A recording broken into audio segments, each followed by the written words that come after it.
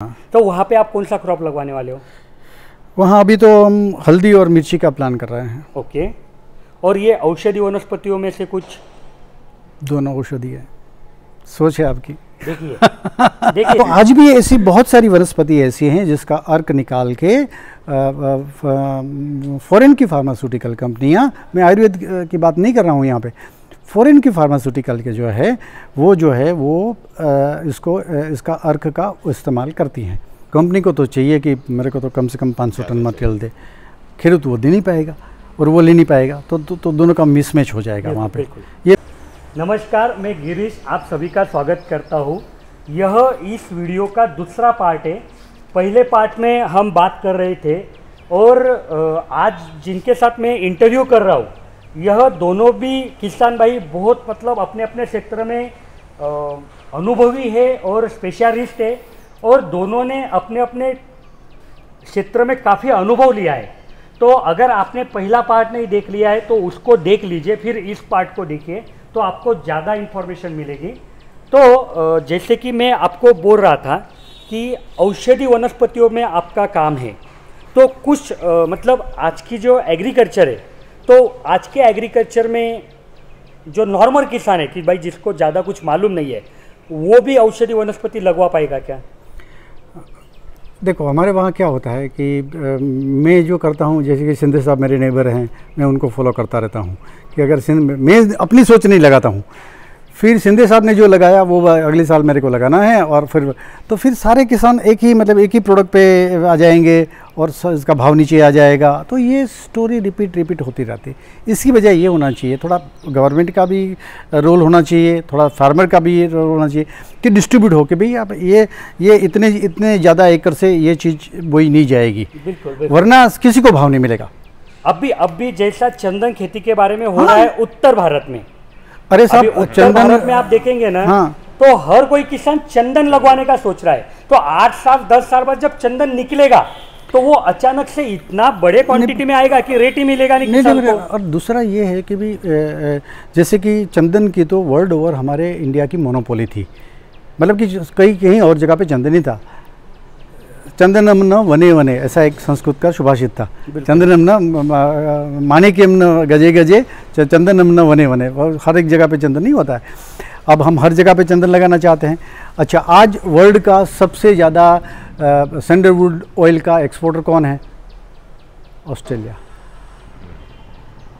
मतलब चंदन अपने यहाँ होता था सिर्फ, हाँ, और एक्सपोर्टर वो है नहीं, और वहाँ उन्होंने चंदन लगाया, वहाँ से वो ऑयल निकाला, और आज सबका वर्ल्ड का largest exporter of sandalwood oil is Australia. मतलब कि क्योंकि हमारे जो मतलब कि आपने अगर चंदन लगाया अपने घर में तो आपने गुनाह कर दिया। वन वाले जो आपको फंसा, वन विभाग वाले आपको फांसी पे चढ़ा देंगे, है वैसी परिस्थिति है ना। तो मतलब कि अपने अपना बस आप गुनहगार ही हो। बिल्कुल, कुछ भी उगाते हो गुनहगार हो। अरे आप अगर टॉक्सिक चीज़ लगाते हो, कुछ गांजा वांजा लगाते हो तो ठीक है, तो आप पकड़ो, लेकिन चंदन लगाने में क्यों पकड़ रहे हो? नहीं, वो तो मतलब कि पकड़ेंगे आपको। चंदन का लकड़ा मिल गया, चलो। अभी आप पुलिस थे, आपको मालूम है सर। मैं कह रहा हूँ चंदन का लकड़ा मिल गया, चलो अदर। तो अब ये उनकी कितनी पुरानी और जुरासिक जिसको बोल सकते हैं, घर घर में होना चाहिए था, हाँ, उसको आप अवॉइड कर रहे हो। हाँ। तो मैं आपको फिर से वही सवाल रिपीट करना चाहूँगा कि आज का जो फार्मर है, मतलब रेगुलर फार्मर बात कर रहा हूँ मैं, तो वो अभी भी ऐसी परिस्थिति है कि औषधि वनस्पति लगवा के मुनाफा कमा पाएगा? बिल्कुल। उसको क्या करना चाहिए, उसको जैसे कि उसके जो कि एकरेज है उसका 20% वो औषधि के लिए अर्माक करे, यानी कि एक मतलब 10 एकड़ है, हाँ, तो 1 एकड़ या 2 एकड़ वो उसके लिए बाजू में निकालेगा। फिर वो जैसे कि जो मुख्य वो है तुलसी, अश्वगंधा, शतावरी, तो ये इसका डिमांड बहुत रहता है, और वो चीज़ें लगाना शुरू किए, जो कि फिर जाकर के थोड़े एग्जोटिक जिसको माना जाएगा, जैसे कि गोखरू है, अनंत मूल हैं, अतिबला है, तो ऐसे यानी कि जो है। और आज भी ऐसी सर्वगंधा है, तो आज भी जैसे कि हम बचपन से ग्लाइकोडिन पीते आते रहे हैं, तो उसमें क्या है, टर्फ वसाका क्या है, अर्डूसी, काफी चीजें समझ में आ रही है आपके आप वजह हम से। बचपन से पीते आ रहे हैं, बिल्कुल। लेकिन आज तक हमें मालूम है कि वो अडूसी पी रहे हैं, घर में जो पौधा अडूसी का होगा हमें पता नहीं है और हम उसको रिस्पेक्ट नहीं कर रहे हैं। लेकिन वो उसका एक्सट्रैक्ट निकाल के आपको जो बोतल में भर के ग्लाइकोडिन देता है, आप बड़े खुशी से पीते हैं और उसका बड़ा भाव देते हैं। बंद हो जाता है। तो आज भी ऐसी बहुत सारी वनस्पति ऐसी हैं जिसका अर्क निकाल के फॉरेन की फार्मास्यूटिकल कंपनियां, मैं आयुर्वेद की बात नहीं कर रहा हूँ यहाँ पे, फॉरेन की फार्मास्यूटिकल के जो है वो इसका अर्क का इस्तेमाल करती हैं। ओके, लेकिन फिर अभी सर्पगंधा है, जो सर्पगंधा है तो उसका भी आज उस पर तो मान लीजिए अभी जलगांव का कोई किसान है, उसके पास तो 10 एकड़ है, तो 2 एकड़ उन्होंने लगवाया, लेकिन फिर 2 एकड़ में जितना उत्पाद आएगा उसके लिए भी वो कंपनियां नहीं, देखो वहाँ एक बड़ा एग और हैन वाला सिचुएशन हो गया। हाँ। कंपनी को तो चाहिए कि मेरे को तो कम से कम 500 टन मटेरियल दे, खेडूत वो दे नहीं पाएगा और वो ले नहीं पाएगा, तो दोनों का मिसमैच हो जाएगा वहाँ पे। ये मिसमैच बहुत ही, तो हमारा ऑब्जेक्टिव ये है कि हम उनको जो चाहिए, वो कहते हैं ना दुल्हन वही जो पिया मन भाए, तो हम वही करेंगे जो फार्मास्यूटिकल कंपनी को चाहिए। उसका एक मैचिंग एकरेज हम बना रहे हैं और फिर उसको कैटर करेंगे। बिल्कुल बराबर, उसी सोच से हम चल रहे हैं और उसी दिशा में हम काम कर रहे हैं। एरिया में उस हिसाब में आपने काम हमने काम शुरू कर दिया, उस दिशा में कर दिया।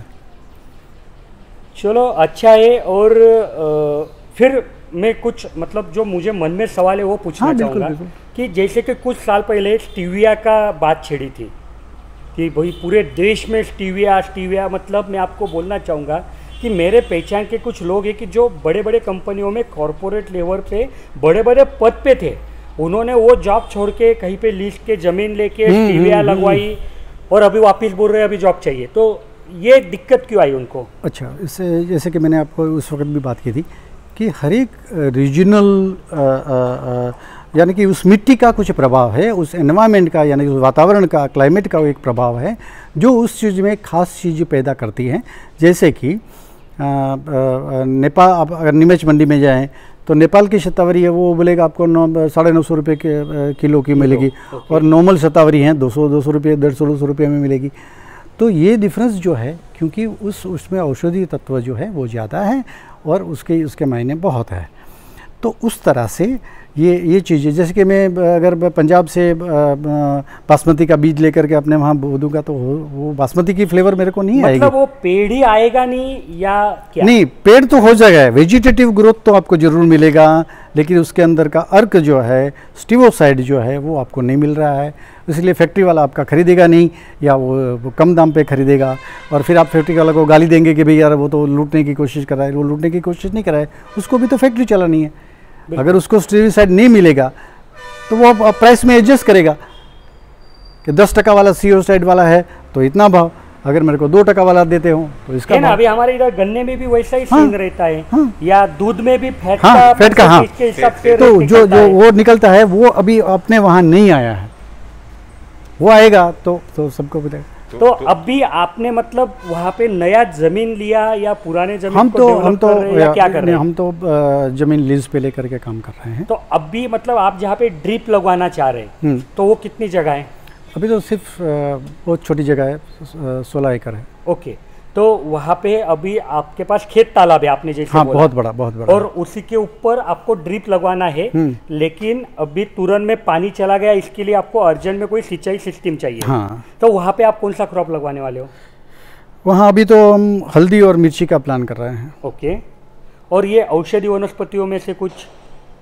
दोनों औषधि है, सोच है आपकी। देखिए मतलब जब भाई ने हल्दी और मिर्च बोला तो सबके दिमाग में वही आया कि भाई मंडी में जाना है, मंडी में बेचना है। लेकिन भाई के दिमाग में कुछ अलग है कि उसमें से कुछ तत्व निकालेंगे, वो कुछ औषधि वनस्पति के या फार्मास्यूटिकल कंपनियों को चाहिए होगा।